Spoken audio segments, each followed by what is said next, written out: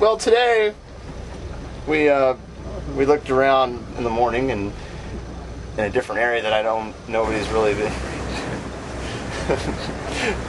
been fishing, and this fish has been moving so much. I wanted to see if there were some fish that had moved up west. And when we got out there this morning, I was pretty disappointed with the water conditions. And at first, there was a little bit of life, and water wasn't too bad, but it was just too cool, I think, and too streaky. A lot of green water mixed in with the clean water edges. So we went out and looked at the Tanner Bank to maybe see if those conditions were okay, see if we could catch a yellowtail or something like that up there. And the conditions just weren't favorable for it, so we just kept tracking down to the east here to where I know some of this fish was caught yesterday in this area that we're in now. So, and worked out for us.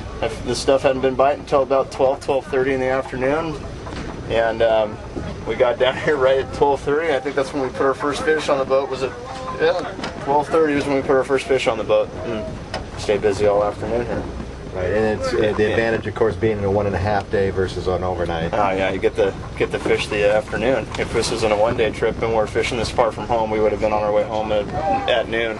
Right. And we're getting to fish all the way till dark and get home first thing tomorrow morning. How about the numbers? Numbers? Wise, an estimate at this point. I think we're sitting pretty close to 100. Yeah. Right around 100. And where does that put it? Good day, really good day.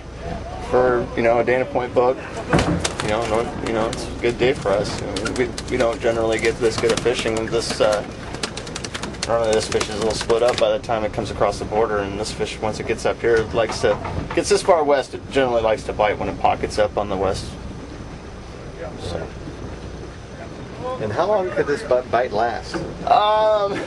I mean, obviously, you don't have a crystal ball, but... Yeah, traditionally, once it gets up to the western area, it usually will ball up for a few days, feed for 4 or 5 days, and then it'll disappear either up to the west, northwest there to above Clemente and next to, San Nicolas Island, or it'll end up outside the Cortez Bank out to the 1,000 fathom curve somewhere far, far away.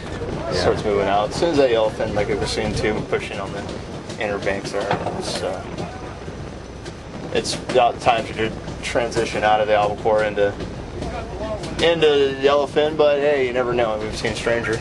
We've seen it go both ways. We've seen it go into albacore, yellowfin, dorado, yellowtail on the same stop sometimes. A few years back we had that, I know. So I'm happy with this season. I mean, if this is our last little week of albacore, I'll be content with what we did with it and move on to something else. Hopefully the kelps start holding the dorado and yellowtail and start getting the yellowfin off the dolphin. And great. And finally, just a kind of thumbnail sketch of your being the skipper of the Seahorse. I know you started very young. Yeah, I started on this boat when I was about 14 years old. I started as a pinhead, deadhead, just came down, got to fish a little bit, and scrubbed the boat every day, and I worked on this boat every summer.